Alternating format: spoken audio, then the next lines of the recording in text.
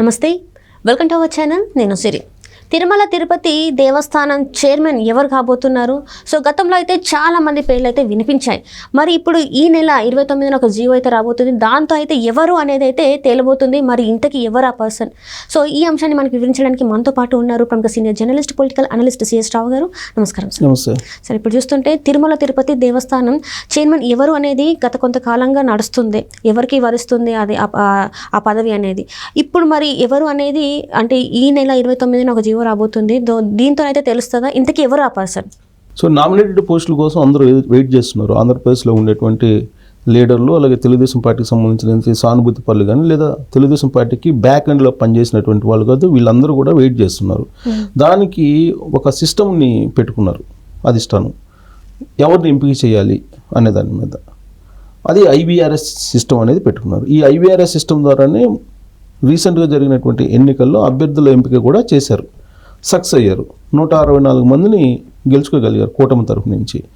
So ఈ IVRS system ద్వారా మండల స్థాయిలో ఉండేటువంటి లీడర్లు ఎవరెవరు తెలుగుదేశం పార్టీకి పనిచేశారు, అంకిత భావంతో తెలుగుదేశం పార్టీకి ఎవరున్నారు, ఎవరు త్యాగాలు చేశారు, వీటన్నిటిని కూడా స్క్రూటినీ చేసుకునేదానికి ఐవీఆర్ఎస్ సిస్టమ్ పెట్టుకున్నారు.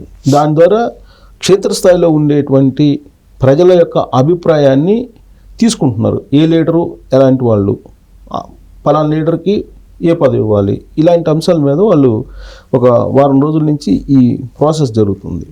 అన్ని నామినేటెడ్ పదవులు దాదాపుగా మండల స్థాయి నుంచి రాష్ట్ర స్థాయి వరకు. దీంట్లో భాగంగా తిరుమల తిరుపతి దేవస్థానానికి సంబంధించి కూడా ఎవరిని ఎంపిక చేయాలి అనే దాని మీద కూడా సుదీర్ఘమైనటువంటి కసరత్తు జరుగుతుంది. ఐవీఆర్ఎస్ సిస్టమ్ ద్వారా ఎంపిక చేయాల్సినటువంటి పోస్ట్ అయితే కాదు ఇది. ఎందుకంటే క్షేత్రస్థాయిలో అభిప్రాయాలు తీసుకుంటే కనుక చాలామంది అభిప్రాయాలు తీసుకోవాల్సి వస్తుంది. కాబట్టి అధిష్టానం ఒక నిర్ణయం తీసుకోబోతుంది ఈ పదవికి. మిగతా పదవులకను ఈ పదవికి డిఫరెన్స్ అది. మిగతా పదవులకి అన్నిటికీ ఐవీఆర్ఎస్ సిస్టమ్ ద్వారా తీసుకున్నారు. రాష్ట్ర స్థాయిలో క్యాబినెట్ హోదా, లేదంటే తిరుమల తిరుపతి దేవస్థానం చైర్మన్, ఇలాంటి వాటికి ఐవీఆర్ఎస్ సిస్టమ్ని ఇంప్లిమెంట్ చేయట్లేదు. కొన్ని జిల్లా స్థాయి, మండల స్థాయి పోస్టులకు మాత్రమే ఆ సిస్టమ్ని ఇంప్లిమెంట్ చేస్తున్నారు. అయితే తిరుమల తిరుపతి దేవస్థానానికి సంబంధించి ఎవరిని ఎంపిక చేస్తారనే దాని మీద చాలా రకరకాల పేర్లు ఇటీవల కాలంలో వినిపించాయి. అంటే లాస్ట్ టైం చూసుకుంటే అశోక్ గజపతి రాజు గారు అని చెప్పేసి ఆయన పేరు కూడా వచ్చింది కదా సార్. మరి RRR గారి పేరు కూడా వచ్చింది. వీళ్ళని కాదని మరి వేరే వాళ్ళని ఎంచుకునే స్థితి ఉందంటారా? మరి కొంతమంది ఏమంటారంటే తెలుగుదేశం పార్టీలో ఉండేటువంటి మొత్తం అక్కడ బ్యాక్ ఎండ్ చేసేటువంటి వాళ్ళు చెప్పేది ఏంటంటే అసలు ఊహించినటువంటి వ్యక్తికి తిరుమల తిరుపతి దేవస్థానం పదవి వచ్చే అవకాశం ఉందని చెప్పి కొంతమంది అభిప్రాయం వ్యక్తం చేస్తున్నారు. రాబిన్ శర్మ ఎన్నికల వ్యూహకర్తగా వ్యవహరించారు. ఆయనే అసలు మొత్తం నామినేటెడ్ పోస్టులు మండల స్థాయి నుంచి జిల్లా స్థాయి, రాష్ట్ర స్థాయిలో కూడా ఎవరెవరికి ఇస్తే ప్రజాబోధం ఉంటుంది అనే దాని మీద ఒక నివేదికను తయారు చేసి చంద్రబాబు నాయుడుకి ఇవ్వబోతూ ఉన్నారు అనేది ఒకటి వినిపిస్తుంది. ఆ పనిలో వారం రోజుల నుంచి వాళ్ళు ఉన్నారంటున్నారు. అయితే ఇక్కడ తిరుమల తిరుపతి దేవస్థానానికి సంబంధించి మిగిలినటువంటి పోస్టులకు అన్నిటికంటే కూడా ఇది భిన్నమైనటువంటిది. ఎందుకనంటే గత 5 సంవత్సరాల నుంచి 2019 నుంచి 2024 ఇటీవల జరిగిన ఎన్నికల వరకు తిరుమల తిరుపతి దేవస్థానానికి ఉండేటువంటి పవిత్రత దెబ్బతింది అనేటువంటి భావన చాలా మందిలో ఉంది. దాన్ని ప్రక్షాళన చేసేటువంటి గట్స్ ఉన్నటువంటి వాళ్ళు కావాలి. ఇప్పటికే ఈఓగా శ్యామలరావుని అపాయింట్ చేశారు, జేఈఓగా వెంకన్న చౌదరిని అపాయింట్ చేశారు. ఇప్పుడు చైర్మన్, ఆ తర్వాత మెంబర్స్, ఇదే కమిటీ ఏర్పడితే ఇక ప్రక్షాళన చాలా వేగంగా వెళ్ళిపోతుంది. ఆ ప్రక్షాళన చేసే వాళ్ళు ఎలా ఉండాలంటే గట్స్ ఉండేటువంటి వాళ్ళు ఉండాలి, నాయకత్వం లక్షణాలు కలిగి ఉండాలి, నాయకత్వంలో క్లియర్ కట్గా నిర్ణయాలు తీసుకునేటువంటి వాళ్ళు కావాలి. ఎందుకు కావాలంటే గతంలో ఉన్నటువంటి ఈఓ ధర్మారెడ్డి అక్కడ చేయనటువంటి దాష్టికాలు ఏమీ లేవు. ఆల్మోస్ట్ ఎన్ని చేయాలో అపవిత్ర కార్యక్రమాలు అన్నీ చేశారు.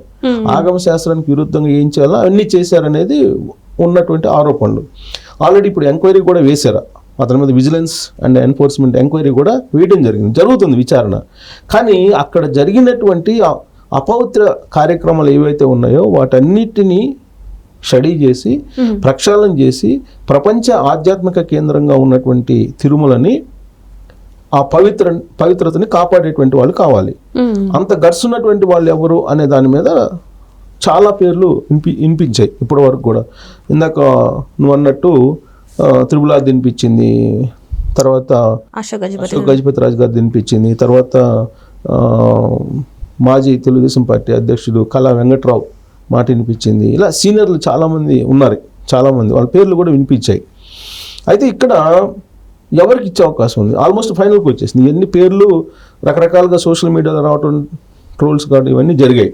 అయితే ఫైనల్గా ఒక ఒపీనియన్కి వచ్చారా అని అంటే వచ్చినట్టు కనిపిస్తుంది.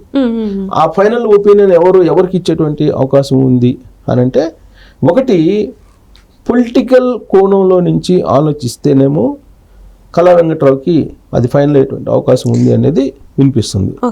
పొలిటికల్ ఎంపిక అయితే, పొలిటికల్ కోణం నుంచి ఎంపిక జరిగితే కళా వెంకట్రావుకి ఫైనల్ అయ్యేటువంటి అవకాశం ఉంది అనేది ఒకటి. రెండు, నాన్ పొలిటికల్ ఇవ్వాలి అని అంటే కనుక, నాన్ పొలిటికల్ అంటే బ్యాక్ ఎండ్లో ఉండి తెలుగుదేశం పార్టీకి సపోర్ట్ చేసినటువంటి వాళ్ళు, ఇలాంటి వాళ్ళు నాన్ పొలిటికల్ వ్యక్తికి ఇవ్వాలి అని అంటే కనుక, ఒక ఛానల్ తెలుగుదేశం పార్టీకి సపోర్ట్ చేసినటువంటి ఒక ఛానల్ అధిపతికి ఇచ్చేటువంటి అవకాశం ఉంది అనేది వినిపిస్తుంది. సో ఇక్కడ రెండు మొత్తం అయిపోయినాయి. స్క్రూటినీ అంతా జల్లెడ పట్టేసి మిగతా పేర్లన్నింటినీ పక్కకు పెట్టేశారు. రెండు ఉన్నాయి ఇప్పుడు. ఒకటి పొలిటికల్ యాంగిల్లో ఎంపిక జరిగితే కళా వెంకట్రావు, నాన్ పొలిటికల్ యాంగిల్లో ఎంపిక జరిగితే ఒక ఛానల్ అధినేత, ఆయనకి ఇచ్చేటువంటి అవకాశం ఉంది. సో వీళ్ళిద్దరిలో కూడా ఎవరికి అవకాశం ఎక్కువ ఉంది అని అంటే ఈ ఛానల్ అధిపతికే వచ్చేటువంటి అవకాశం ఉంది అని చెప్పి తెలుస్తుంది. ఎందుకు కారణం ఏంటి?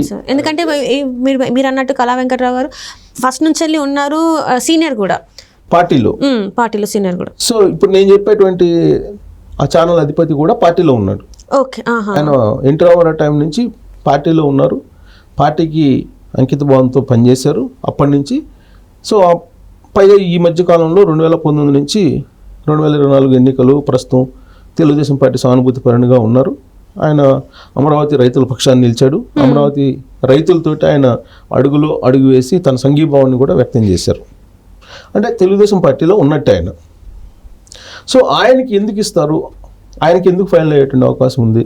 ఆయనకి 29వ తారీఖు లోపలే ఆర్డర్ వచ్చేటువంటి అవకాశం ఉందేమో, వచ్చే అవకాశం ఉంది, ఆర్డర్ రావడానికి రెడీగా ఉంది ఆయన పేరు అని అంటున్నారు. ఎందుకనంటే ఇప్పుడు ఇక్కడ రాష్ట్ర స్థాయిలో కనిపిస్తున్నటువంటి పరిస్థితులు ఇవి. ఇటీవల కాలంలో చంద్రబాబు నాయుడు ఢిల్లీ వెళ్ళారు 2 days బ్యాక్. ఢిల్లీ వెళ్ళిన సందర్భంగా అమిత్ షాని కలిశారు, అనేక అంశాల మీద రాష్ట్రానికి సంబంధించి చర్చించారు. ఆ సందర్భంగా నామినేటెడ్ పదవుల్లో ప్రధానంగా తిరుమల తిరుపతి దేవస్థానం వాళ్ళిద్దరి మధ్య ప్రస్తావనకు వచ్చింది. తిరుమల తిరుపతి దేవస్థానం చైర్మన్ ఎవరికి అనేటువంటి ఒక చర్చ నడిచింది అనేది ఢిల్లీ వర్గాల నుంచి వినిపిస్తున్నటువంటి సమాచారం. హోంశాఖ ఆఫీస్ నుంచి వచ్చినటువంటి ఒత్తిడి లేదా ప్రెషరు లేదా సలహా లేదంటే సూచన ఏదైనా అనుకోవచ్చు. అక్కడి నుంచి వచ్చిన దాని ప్రకారం అయితే ఛానల్ అధిపతికే తిరుమల తిరుపతి దేవస్థానం చైర్మన్ వచ్చేటువంటి అవకాశం ఉంది. ఆ మేరకు చంద్రబాబు నాయుడికి సంకేతాలు అక్కడి నుంచి వచ్చాయి అని అంటున్నారు. సో కాబట్టి మొత్తం స్క్రూటినీ అంతా అయిపోయిన తర్వాత తిరుమల తిరుపతి దేవస్థానం ఫైనల్గా ఛానల్ అధిపతికి నాన్ పొలిటికల్ అంటే ప్రత్యక్షంగా పొలిటికల్గా కనపడినటువంటి బ్యాక్ ఎండ్లో ఉన్నటువంటి ఆ ఛానల్ అధిపతికి, ఆయన తెలుగుదేశం పార్టీయే, సో ఆయనకి ఫైనల్ అయ్యేటువంటి అవకాశం ఉంది అని చెప్పి తెలుగుదేశం పార్టీ వర్గాల్లో చాలా బలంగా వినిపిస్తున్నటువంటి సమాచారం. అది కూడా చంద్రబాబు నాయుడు ఢిల్లీ వెళ్ళి వచ్చిన తర్వాత.